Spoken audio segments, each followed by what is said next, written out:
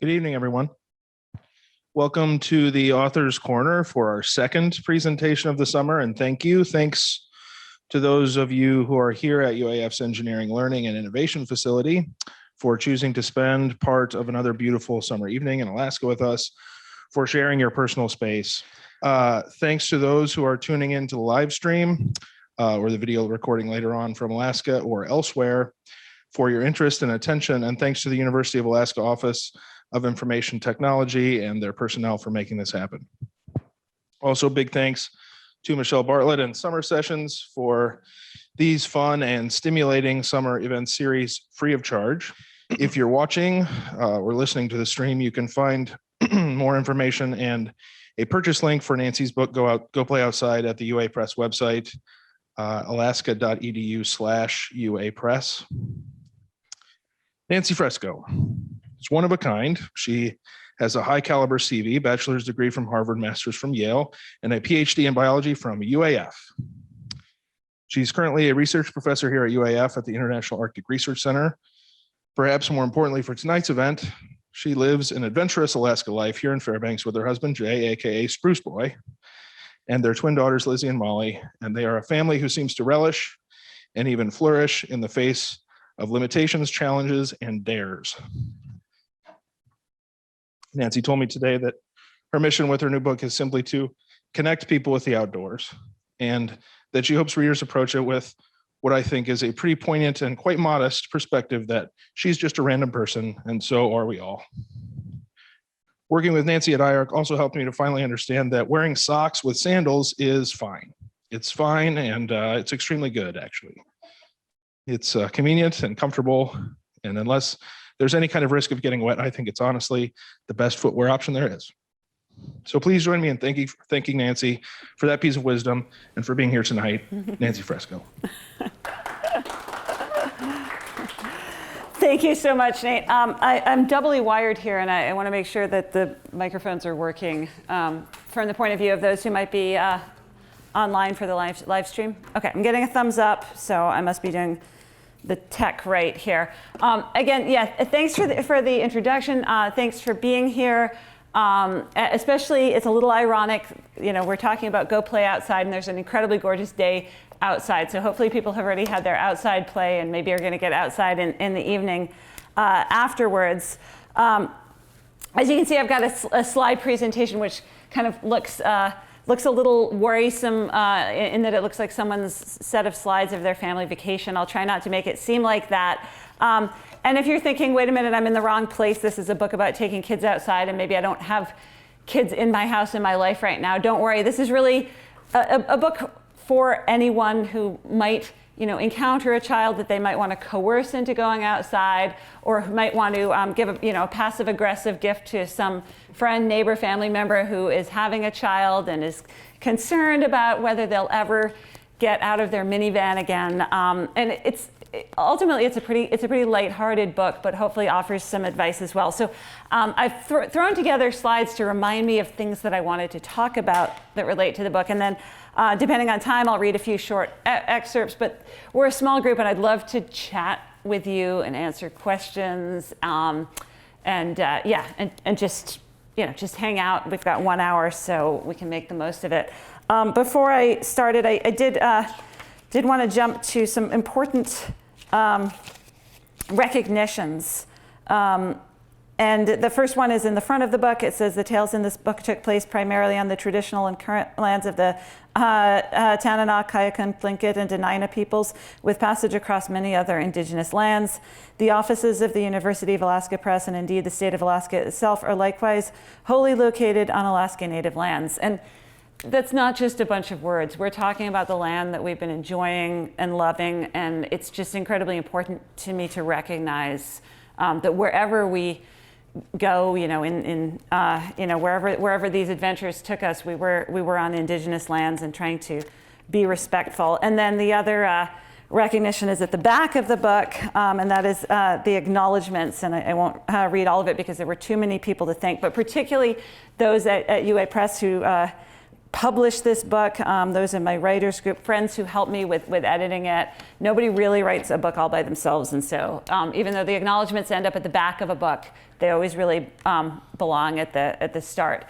So that being said, we're going to jump into some funny photos and some of the ideas that go with them. So.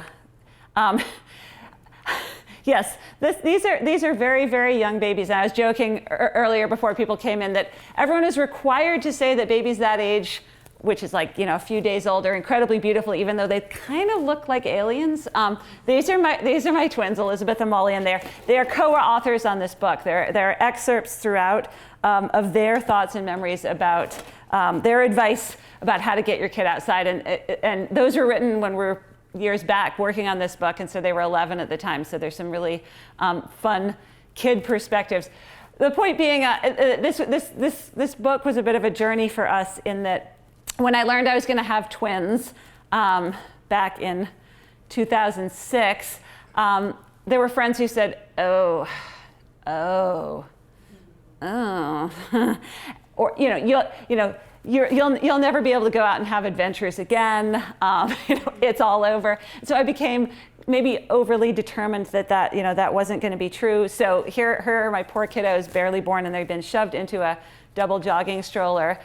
So this book covers, it goes age by age, and it offers both anecdotes, stories of things that happened to us, trips we took, specific details. What trail were we on? How many miles did we cover? What kind of gear did we use? Who was in the group?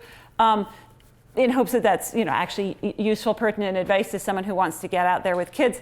And it includes a lot of humor, and it takes you through all these ages and stages, because what's useful advice with a newborn is entirely different from what's useful advice, with this slightly bigger person who's like prodding you in the back. And you notice this is exactly the same jogging stroller. They're not in like a sort of white cinematic void. They're actually in the snow, and they're heading to preschool in this bike trailer with their books and their snacks, and so what happens at different stages.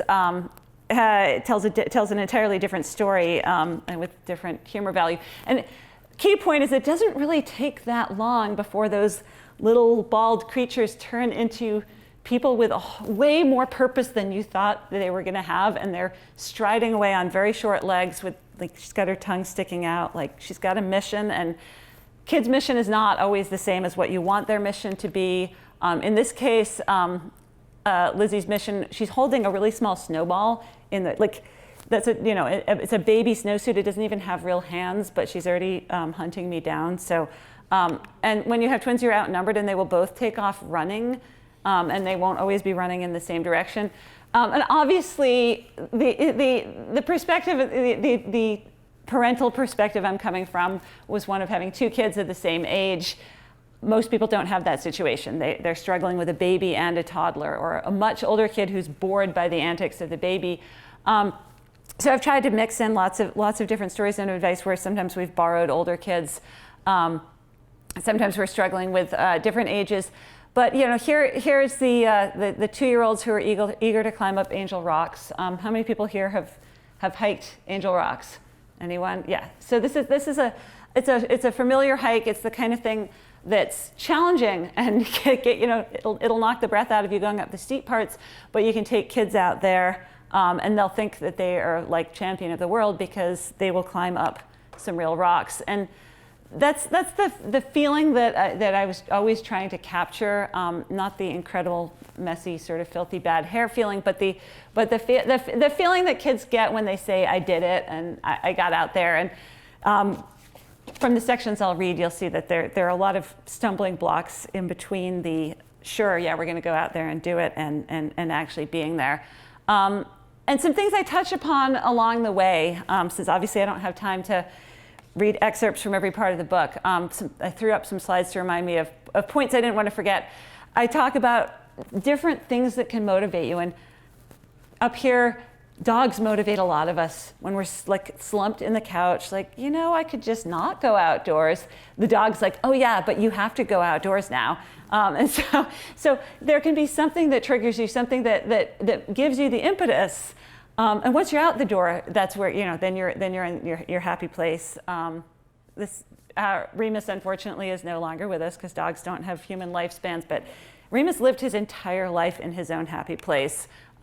Same guy there. Yeah, he just brought a lot of joy in the outdoors. And since he was perpetually overheated, he got us out into really, really cold weather to be happy and roll in the snow. Another point that I wanted to bring up is that young kids will find incredible joy and education and memory in experiences, but it won't be what you think it's going to be. This is a photo of the kids pointing at a large snail. We were on a bike trip in Ireland, visiting family in England and Ireland. And we're bike touring around with 2 3-year-olds in a bike trailer, and we were seeing, like ancient ruins and dramatic sights, but they were really obsessed with snails, and that's fine. That's fine. Part of the joy of getting your kids excited by the outdoors is like stopping and staring at the snail for a really long time.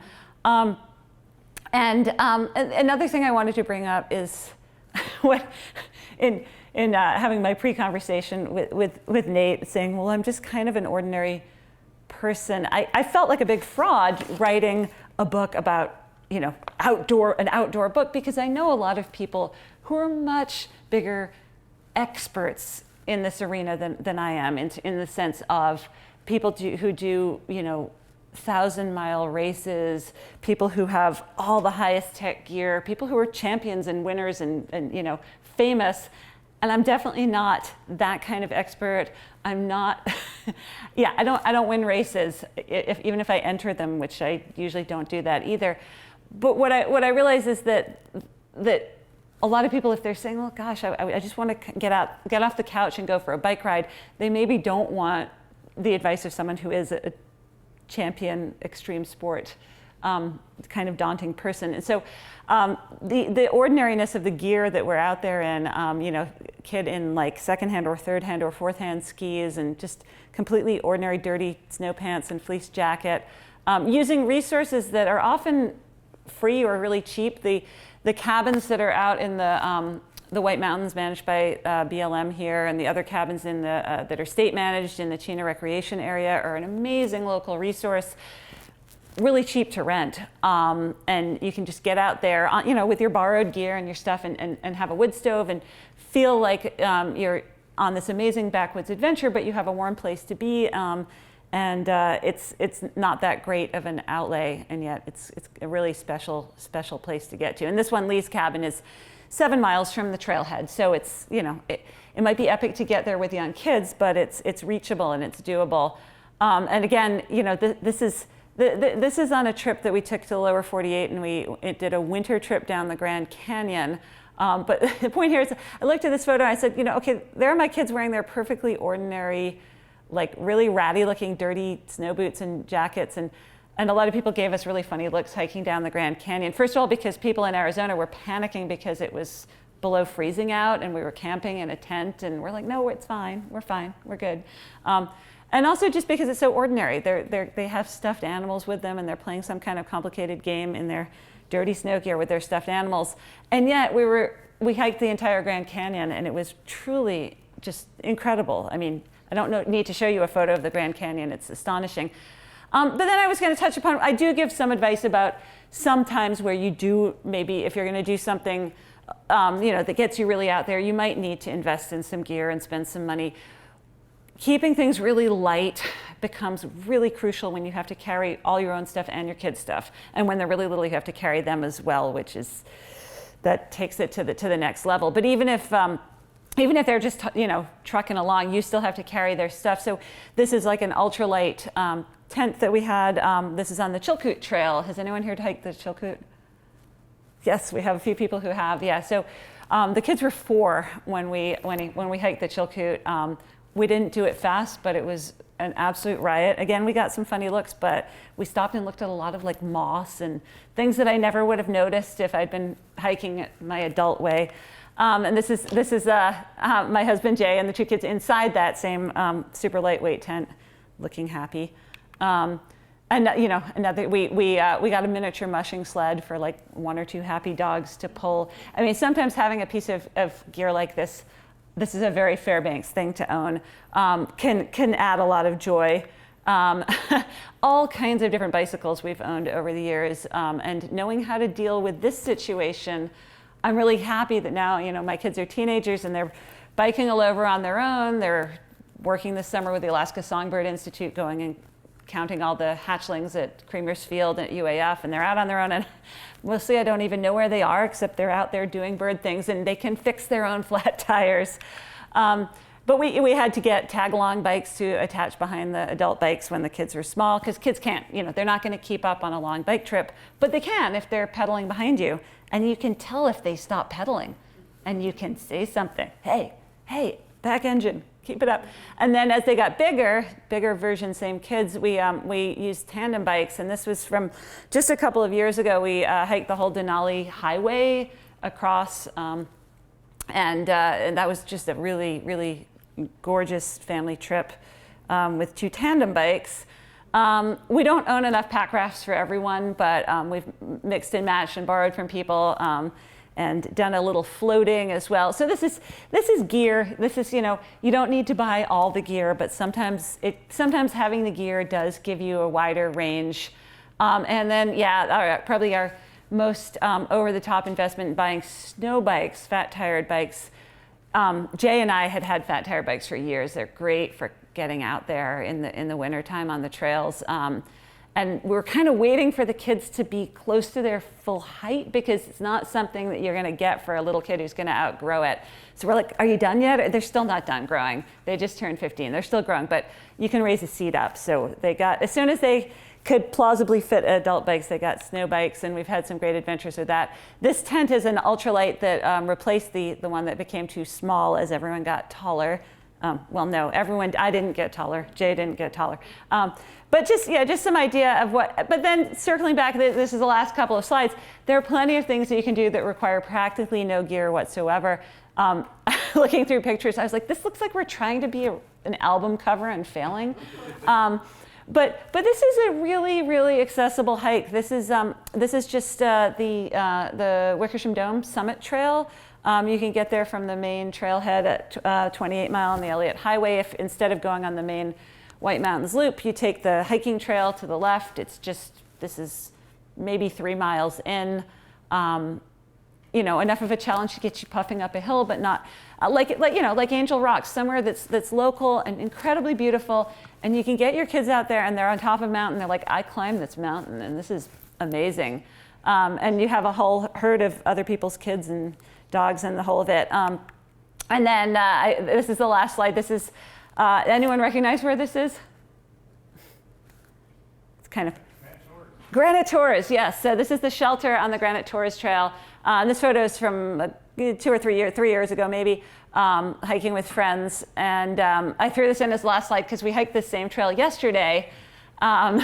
And it was incredibly gorgeous up there, right up into the time that it started hailing as we were coming down. But going over the top, we had sunshine and a fantastic group of friends.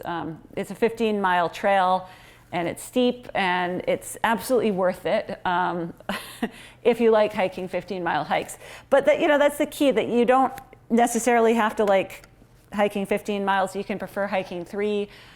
You can want to do things that are multi-day. You can say, really, I'm just into float trips, or I like biking, but this whole hiking thing with a heavy pack, I'd rather have the heavy stuff in the boat.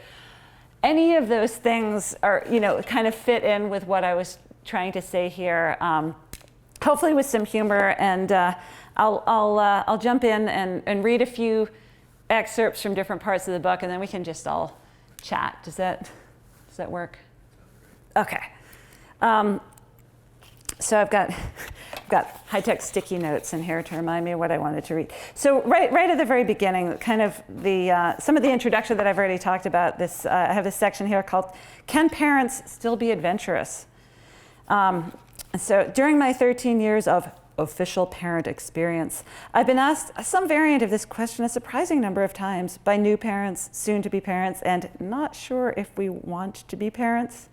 Free-spirited young adults seem genuinely worried that if they take on the role of mom or dad, they will be locked forever in a minivan with dark-tinted windows. Will we still be able to enjoy the great outdoors, the wild places, the adventures? I can't claim to know everyone's answer, but I do know my own. It's long and complicated and covered in myriad ways in this book. It's also short. Yes. In some ways, this is a book about extremes, temperatures of 54 below, days of almost total darkness, hordes of mosquitoes, driving gales of sleet and mile upon mile, where the cell phone shows 0 bars and the radio scans nothing but static. But as a family enjoying these journeys together, we aren't focused on survivalism, suffering, or acts of grandeur. Thus, we've chosen to write about finding normalcy, sanity, and humor within those extremes. This book is about riding bikes around town in the rain, changing diapers on a windy mountaintop, sharing broken cookies at a far-flung hot springs, and persuading 2 toddlers to put on their snow pants. It's about sled dogs we rescued from the pound, third-hand parkas, and the many uses of zip ties and duct tape. It's set in the heart of Alaska, but it's specific to almost anywhere. It's a how-to book and a how-not-to book, and everything in between. There are plenty of things for new parents to panic about. In fact, there are plenty of things for parents to panic about when they're a decade or more removed from being new at it. But the ability to enjoy the great outdoors is not one of them. Over the years, some of the most frequent comments we've heard are variations of, "I can't believe your kids are doing that," or "My kid would never do that." By that, people mean hiking up the summit trail to Wickersham Dome, or cross-country skiing 8 hilly miles to Stiles Creek Cabin, or biking to the grocery store to pick up a few supplies, or whatever else our family happens to be doing. I could respond that kids love nature. I could argue that being outside is good for their small bodies and growing minds. I could argue that the whole world is a delightful living classroom full of many-legged arthropods, weird fungus, and rotting things under logs. Or I could simply point out that kids whine when they're indoors too. So that goes on a little bit, but yeah, it's sort of part of the idea that a lot of for me, a lot of what I had to overcome was just inertia, not so much that it was impossible to take kids outside, but that you can come up with a lot of reasons, excuses not to, and then you realize, okay, raising kids is going to be hard no matter what. I'm going to do it in a way that brings me some humor and joy, even if it's also a little messy at times. So next, I had tagged a section that's a little bit, touches on some practical advice and things that people really do in this climate and environment have reason to panic about. So this is from a longer section on keeping babies warm. So there are a bunch of sections throughout the book that start with, but how do you deal with, so things like rain and mud and mosquitoes, and so this is how do you deal with keeping babies warm? When I'm grocery shopping and it's 40 below zero, these days I typically ask the kids to zip the lettuce and spinach into their parkas just to get it from the store to the car. Lettuces are just that delicate. Babies are like lettuces. Not in the leafy, crunchy $2.99 per head sense, but in terms of their need for delicate climate control. If it's cold enough that you need to wear your salad greens, you're definitely going to need to wear your baby. Conversely, if it's hot enough to wilt your lettuce, a situation which, yes, does sometimes occur even in Fairbanks, your baby's going to need shade, a minimum of clothing, and decent airflow. At the intermediate temperatures that occur in a salad bowl on your kitchen counter or the crisper drawer of your fridge, you have less to worry about, although I do not recommend storing your baby in either of these places. And then I go on, and there are quite a few sections where I talk about different layering systems, different ways to keep different ages of kids warm, because it's really, keeping warm is definitely a different equation. When kids are too young to tell you that they're cold, it is worrisome. They will start crying when they get cold, which is good to know but bad to experience. But it's serious business, and you know I use a lot of humor in here. But I talk about things like bears. I talk about things that are genuinely dangers and concerns, and try to give advice that's practical and learn from my experience, but also from people who genuinely are experts on the subject and learned from others. And I talk about things that you can purchase and things that I made. I sew, not everyone sews, so I made like specialty little sleeping bags and things. But there are lots of workarounds, and I try and touch on some of those. And while knowing that people aren't going to buy all the highest tech of everything. So let's see, what's the next section here that I have? Oh yeah, so then sort of the next, the next point that really is a big stumbling block after, how do you protect a baby in an outdoor environment? The mental anguish of getting young children out the door, even when you're doing it right and you're keeping them warm and you have everything, it's a lot to deal with. So this is a section called Getting Out the Door with Preschoolers. I think there should be a special branch of philosophy dedicated to the art of patiently waiting for twin preschoolers to get dressed to play outside in Fairbanks, Alaska in January. We could call it the Zen of attention deficit snow pants. I distinctly recall overhearing a conversation between my own mother and father when I was 8, in which they bemoaned my seeming inability to bring home from school things like permission slips, assignments, lunch boxes, and sometimes my own head. They simply couldn't fathom why my brains sometimes escaped into orbit and headed for Neptune, and then I became a parent and it hit payback time. For what seems like many years, I orchestrated outdoor adventures with small people who couldn't remember that after putting on the left boot, it's almost always going to be necessary to put on the right boot. Okay, honey, you need to focus on finding your mitten right now. Where do you think you left it? I'm not sure why I bothered to ask questions like this because the answer was always the same. I don't know. This was all the more frustrating because I knew I was at least partly to blame. The twins were 4, I was 38. If mommy had been focusing, mommy would know where the mitten was. But I was busy focusing on the bag of snacks, the water bottles, the sack of overdue library books, the car keys, and my wallet, not to mention my own boots, hat, mitten, sweater, jacket, and neck warmer. At long last, the kids made it to the doormat and the dressing began. I stood by to dispense basic rules of physics. The snow pants have to go on before the jacket. And to help maintain focus. Lizzie, you don't really need to bring Kanga. Okay, Lizzie, you can bring Kanga. But can you also please choose a hat? Lizzie, choose a hat? Lizzie, hat, hat, hat, hat, hat. Heaven help us if it was a real winter day, because at -40, each kid needed a balaclava, a neck warmer, and a hat. That's after we'd already dealt with 2 pairs of socks, a long underwear, the extra sweater, and before we broached the snow pants, jacket, boots, 2 pairs of mittens, and headlamp. We did eventually make it out the door. We waddled down the path.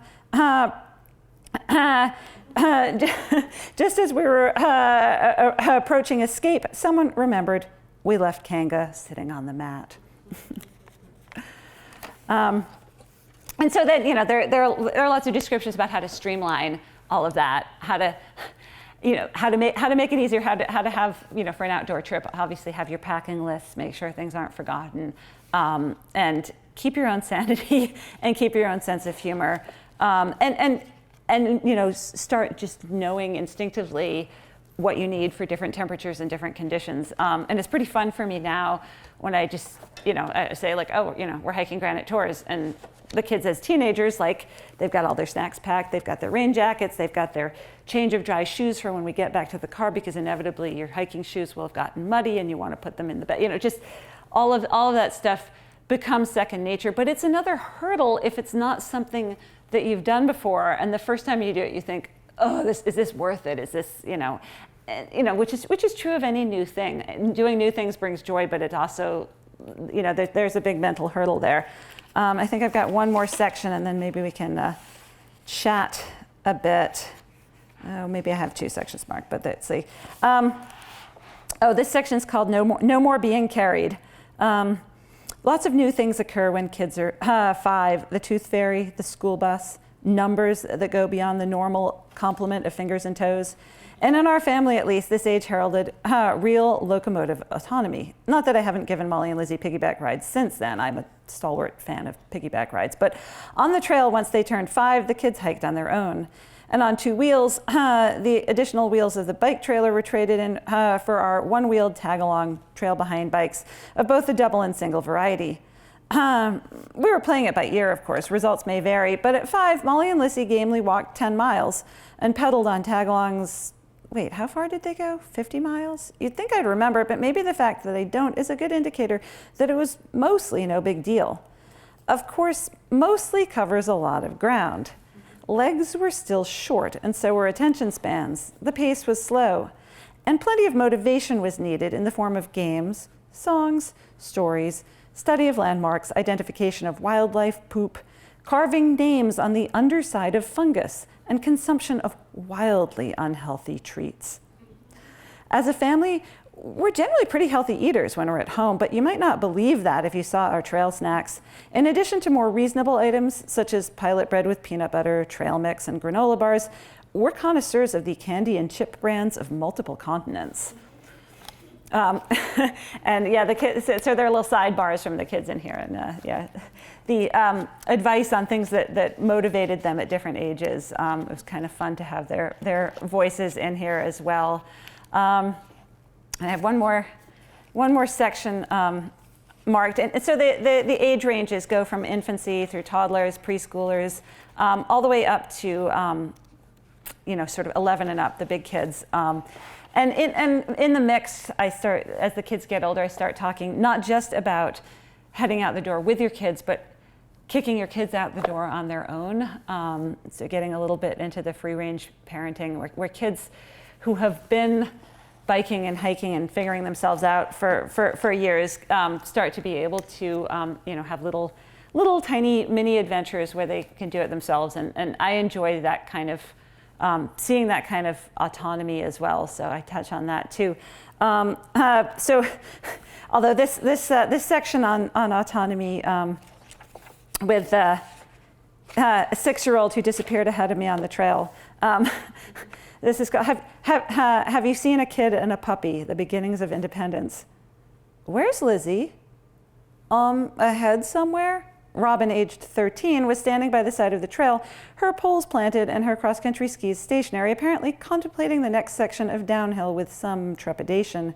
She gestured vaguely downslope. Oh, I considered this for a moment. Is Olive with her? I think so. The trail out from Stiles Creek Cabin is 8 miles long and very hilly. It winds through spruce and birch forest, taking in some excellent ridgeline views and slightly hair-raising hairpin turns. Like almost all winter trails in the interior, it's multi-use. One might meet other skiers, mushers, or snow machiners coming around any of those turns.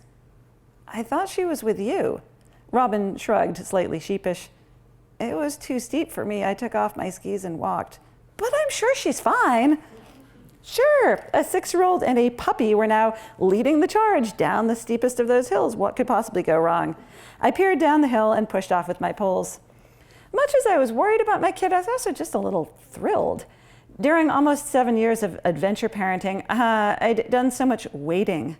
I'd exercised so much patience. I'd so often slowed my pace to an agonizing crawl. This was the first time I'd had to hustle to catch up with a child. The inbound journey to this cabin had been a prime example of patient plodding. Moving uphill on cross-country skis isn't a rapid endeavor at the best of times, but when 3 6-year-olds are added to the mix, the word glacial became appropriate on several levels. More than once I'd asked myself why we were even bothering with the stupid boards attached to everyone's feet, not to mention the poles that the kids hadn't even properly learned to use. The trail was hard-packed enough to allow for trudging without post-holing. Wouldn't walking be faster? 8 miles mostly uphill is a long way for young kids. It took us about 5 hours, which, if you do the math, is not fast. We stopped, we rested, we put skis on and off again and on and off again. We ate snacks, we ate more snacks. The inclusion of an extra friend, Salek, and her adorable puppy Olive, as well as the teenager and her respective parents, rendered the twins less annoyed by the length and inefficiency of the journey than they otherwise might have been. Plus, it was the end of March, the blue sky, perfect sunshine portion of the Fairbanks winter that would probably attract thousands of tourists if more of them knew how lovely it is. There were no cold fingers or toes, and everyone was tanking up on vitamin D. Still, it was a long way. As we labored through it, I was counting on a short way out. Just maybe not this short. Jay and the other adults were behind me, helping to herd the other 2 kids and manage the awkward sled full of gear hauled by our dogs. On the downhill, it required a brake made of knotted rope dragging beneath it so it wouldn't overtake the dogs and slam into them. I was carrying a pack. It wasn't too heavy, but it made it that much harder to control the speed of my descent. I understood Robin's point. Making sharp turns on the steep terrain on Nordic skis is not for the faint of heart, especially when the price of an error is plunging headfirst into a snowdrift or a tree. There was someone ahead of me. Desperately, I snowplowed my skis, torquing my heels out and my knees in, and digging what edges my skis offered into the hard-packed snow. I ground to a halt only a few feet from a group on foot walking up the hill. Hi, I paused. Have you seen a kid and a puppy? A little tiny kid? Yeah, I mean, she's almost 7, actually. Lizzie was small for her age and crouched over her skis might have passed for a lost kindergartner or younger. I found myself attempting to prove that I wasn't really that parent because, hey, she's in 1st grade. She went flying past. We wondered who she belonged to. Yeah, okay, I'm that parent. I hurried down the hill, another turn, another. She'd made those turns without falling, or maybe not. There was a little wallow spot in the deep snow, and another. Around one more bend, and there she was, rolling herself out of yet another fall, covered in powder. She was giggling. Olive was frolicking around her, obviously thrilled by this high-speed game of falling down. Lizzie, are you okay? She popped to her feet with far more grace than I would have been able to manage and gave me a look. I'm fine. Where were you? So that's that's it, the beginning of independence, and then from there, there are a bunch more stories, ending with when a couple of years back when the twins and their friend just took off and did the Equinox Marathon. I see Stan Justice here, so yeah, Equinox, man, yeah, the 26 miles over a mountain where they're like, yeah, see you, we're gonna do this just because it's there. So that's the essay I finished with. But yeah, you don't need me to be up here talking at you. I'm curious if people have questions or comments. I'm still wired into things, so I feel like if I start walking somewhere, I'm gonna. Oh no, I think should I just stay attached to the microphones, but maybe come and hang out in the circle so I don't feel so conspicuous. Thanks.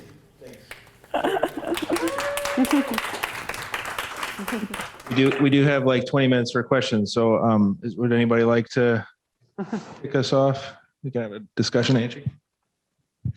Hi, Nancy. Thanks for that talk. I'm curious, is this book really focused on Alaska, or is it also useful to people who live outside Alaska or in a city? I mean, would it also be applicable to them? Yeah, that's a really good point. There's actually a little section right at the beginning where I argue that it's actually intended for everyone. I mean, I think because most of the adventures are set in Alaska, that sets the extreme, but that's kind of useful because it means that if you're living in New York or Chicago or Tallahassee or wherever, it's not going to be as cold as what I'm talking about, but you'll be less intimidated when it does snow and so almost all of it. I mean, the locations of our adventures are specific to wherever we were. Although one of them's in the Grand Canyon.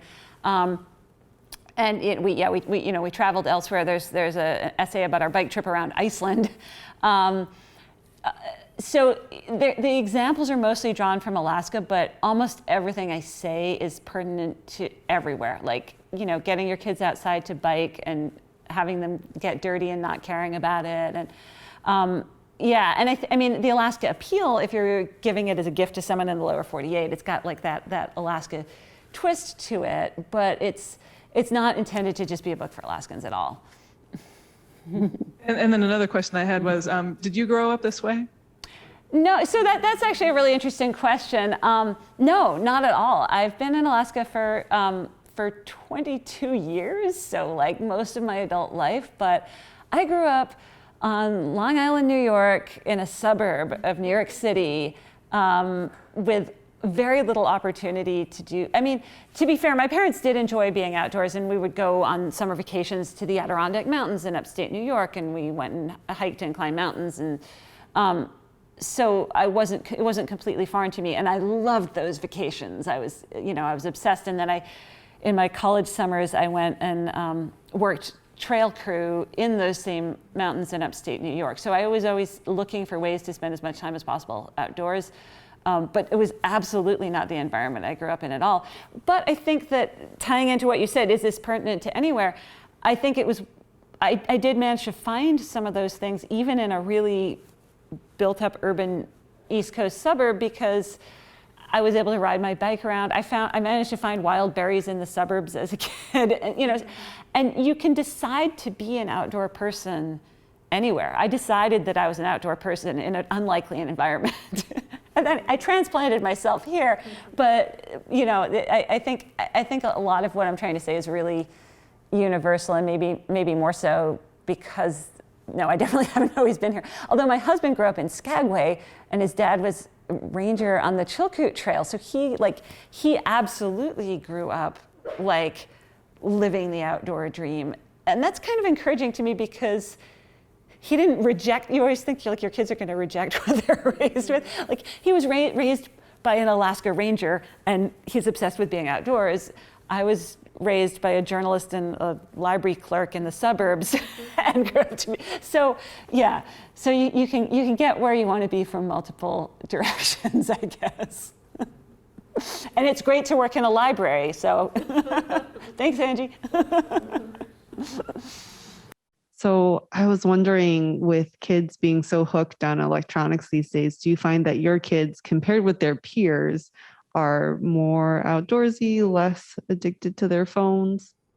It's interesting. So my kids, they just turned 15 2 weeks ago, and they were actually really resistant to electronics until a couple of years ago because they saw adults doing the staring at phones.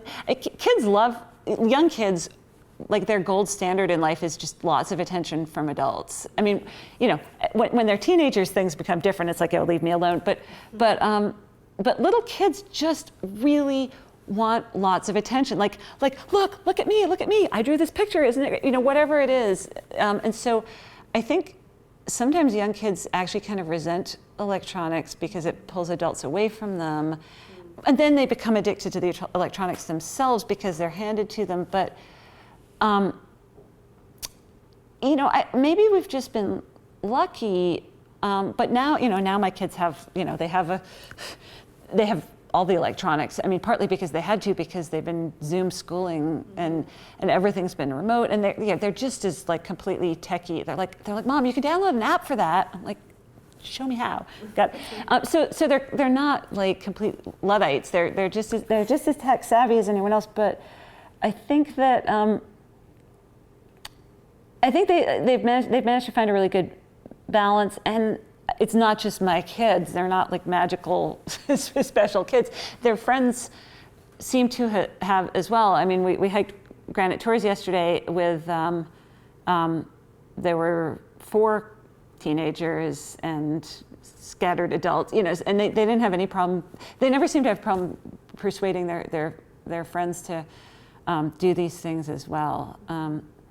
So I think I wouldn't be, I'm not anti-tech, and phones can be great because then the kids can make plans with each other and they can look things up and they can fact find. I don't know. I think to some degree, I think there's a tendency for each generation to always think the next generation is like going to hell in a handbasket in one way or another.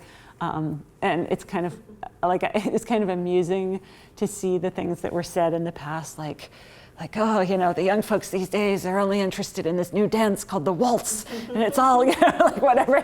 It's kind of always been that way. And so I actually, as a parent of teenagers, I actually have a lot of hope for this upcoming generation. I think they're figuring it out. They've weathered COVID, and I'm pretty stoked that those 12 to 15s, my kids are finally fully vaccinated as of a week ago. It's like, that's been a long haul for that age group because it's a social age and they need each other. But yeah, I think it can work. Yeah. I was a district ranger on 4 different district rangers for the Forest Service, and I have 4 children. Mm-hmm. And what made me feel good about it is while they had aches walking a long way on several trips, some of these lessons were life lessons that lasted until they were adults. And in fact, my youngest daughter, a couple of years ago, had a group and they went out and did a picnic, and nobody but her know how to build a campfire. And she remembered the campfire building lessons that we had through the years. So sometimes those are life lessons that pay off in the future. That's all I wanted to add. No, that's perfect. That's like someone speaking it from the future. It's just really good to know. And it made me laugh because a year and a half ago, right before schools shut down, my kids were in middle school, and they had this fun option at Randy Smith Middle School to take choose a fun class just for a quarter. And my kids kept choosing whatever one was outdoors because there's no recess in middle school, and they really missed getting outside. So they would choose whatever thing sounded like it would be outdoors. And one of those was wilderness survival. One of the teachers is doing that as the fun class. And I said, you're probably going to know a lot of what's in the class. They're like, we don't care. We just want to go, do stuff outdoors. And so it was right at the end of the quarter, and an email pops into my inbox, and this teacher, whom I didn't even know, sent me photos. Said, just thought you'd like to know. I gave the kids in this group a final challenge to see if they could start a fire, and it was winter time. See if they could go out in the, all bundled up in the snow and on the school property and find candle and start a fire. And then she sends this picture. My kids had dug this huge pit in the deep snow, and they had this massive, total, I could imagine the fire brigade just panicking because there's this massive bonfire. It's and all the other kids had had failed to build a fire, and so then all these kids had gathered around. So setting things on fire is actually, it's a real draw for kids. I mean, you got to keep an eye on it, but if you promise them matches, they'll do anything and go anywhere. And there's another question over here. Should I run the microphone? I've got the mic. Go, Stan, go. Well, thank you for writing a great book, Nancy. I just wondered if there's another book on its way. Wow. Hey, that's a good question. I'm actually, I have various books moldering on my hard drive. I've been part of a local writers group for years. This was a foray into. Well, no, I shouldn't say it was a foray into nonfiction, because some of what ended up in this book were, reworked from things I'd put on a blog. So I've written a lot of nonfiction over the years on a blog. It's just a bunch of short essays, humorous stuff. I haven't blogged as much recently, partly because I did a lot of humorous blogging about the kids, but then after a certain age, you have to have 100% of their permission before you say anything about them, because it's not, you can say funny things about your 3-year-old in a way that you can't about your 9-year-old. But that's partly why they were co-authors here, because this was all written with full buy-in and collaboration. I'm now working on fiction. I was just dusting off and tidying up a middle grade a fiction, just a novel aimed at 12-year-olds. So set in Alaska, featuring ravens. I'm always writing things, one way or another. All right, so my question's a little bit more open-ended. I want to know what's on your adventure bucket list. Place, in terms of places or Open to types. interpretation. Yeah, I feel like I don't have a specific bucket list. Maybe because it's maybe it's just the concept of I have to do this before I die is a little grim. But there are places that I definitely want to get to. Want to do some more hiking. The Southwest has so many great destinations. So we've been to Grand Canyon, Arches, Canyonlands. But that's kind of, when you do get sick of the winter cold here, that's a really great winter getaway, because it's so uncrowded and yet so incredibly beautiful, in January. I have a hankering to get to the Alps, because that was one adventure my parents did take me on. My mother's British, so it wasn't as extreme as it seems to suddenly fly to Europe, because we would go visit my family in England. And one year we went over and stayed in an out-of-season ski chalet in the French Alps and hiked in the French Alps, and it was just pivotal and magical to me. I was about 13 at the time, And I was devastated when we had to go home, and I said, I'll come back again. If anything's a bucket list thing, that's like, things that you said that you promised yourself when you were 13. I'm like, I've been like trying to polish up my really pathetic French on Duolingo, because that's like what you do during COVID. So, but I keep learning to say weird and arbitrary things that would be very much not useful while hiking in the French Alps. So, I would like to do more of like, travel around the world, but of course that's expensive and difficult and logistically hard. We have had some of those grand adventures with the kids, and yeah, I mean, biking with kids in Iceland was both a ridiculous thing to do because it is always like 40 degrees and raining sideways, and also just incredible. It's a beautiful, beautiful place with kind of unbelievable, like everywhere you go, there are natural hot tubs and everything's geothermally heated, and you're like, oh, look, there's sulfur bubbling out of the ground. Who knew? And so just seeing places that are really, really different. I would like to do more international travel, but there's still plenty of places I haven't been to and seen in Alaska as well. And we keep, each year we, go somewhere else and somewhere else as much as we can. I'm also open to suggestions if anyone wants to tell me what should be on my bucket list. Awesome places. Yeah, it seems you've written a book about two things, good parenting and the outdoors. Was that your intention when you started out, when you began this writing project about? Oh, wow. Some people might interpret it as I've written a book about really questionable parenting and the outdoors. So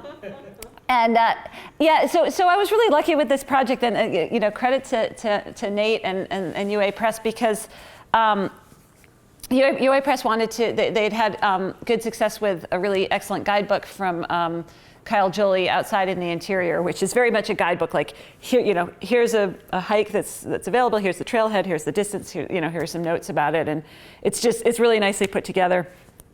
And I'm really sad that Kyle moved away, left the state, because his family are really fun. But they said, hey, it's been a long time since that was published. Let's publish another book about the outdoors, but with some kind of different spin, and kind of approach our whole family like, and honestly, I think, Jay would have been the obvious choice. My husband would have been the obvious choice to write a book about epic adventure, because he goes out, like he has snow biked the entire Iditarod Trail to Nome multiple times. He's much more extreme adventurer than I am. And he's like, no, I don't want to write a book. Writing a book sounded horrible to him. And I said, I love writing, but I'm not epic. And then I realized, well, okay, sort of quickly came together in my mind that if there was a niche, if there was something that I could write, it would be this. It would be pulling from things that I'd thought about, or things I might have even, partially written about in my blog, with kids and humor and blending it all together. So it kind of fell in place through what UA Press was looking for, and then giving them something that wasn't really what they'd been looking for, but that worked as both a guidebook, with specific advice, but also something that's a little bit of a broader life perspective, and hopefully kind of readable. I mean, a guidebook is readable, but not in the sense of like I'll sit down and have it cover to cover. This is somewhere in between. You could jump around in it and say, oh, I'm really just interested in advice about a few specific things. Or you could read it start to finish. And you could also read it if you have like no intention of ever taking children outside, but you just want to read about some other crazy person who did this.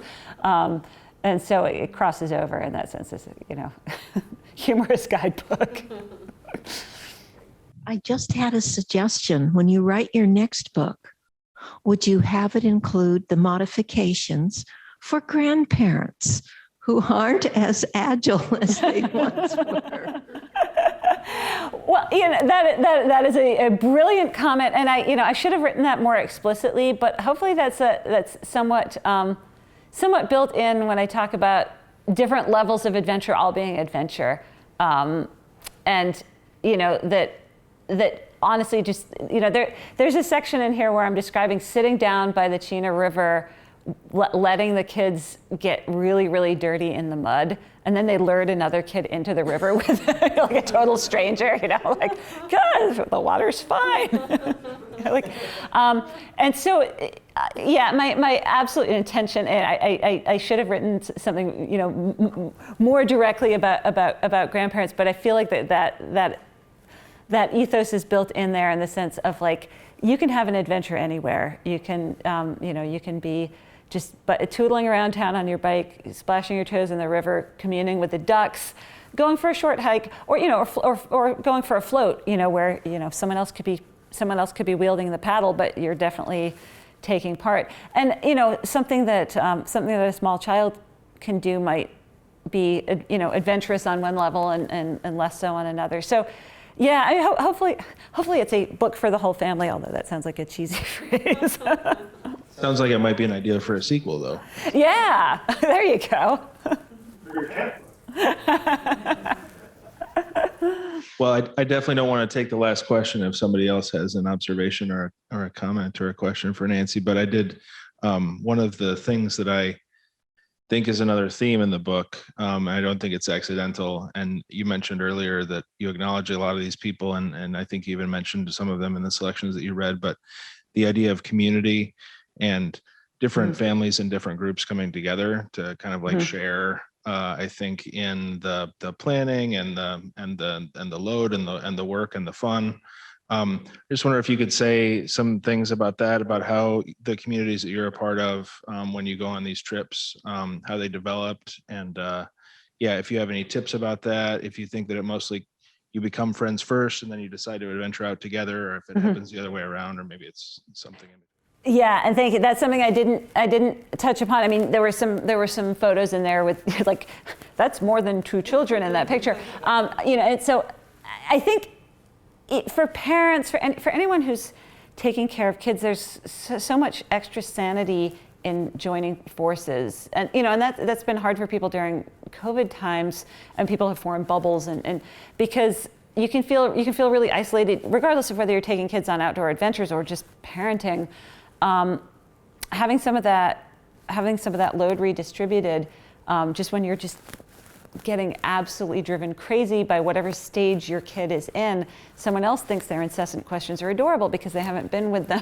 So I feel like there's a universal understanding of that, and it's extra true on an outdoor adventure because you can kind of share some of those planning burdens, like that extra mental burden, and all the way through.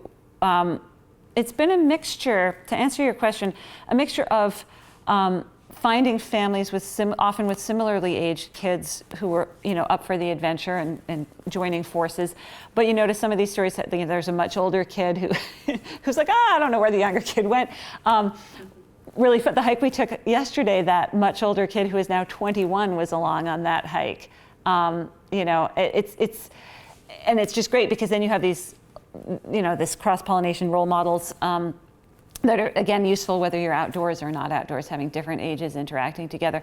Older kids can feel like they're stepping up, helping a younger kid with something, and adding, either actual grandparents or pseudo-grandparents to the mix. We're lucky to have friends of all different ages.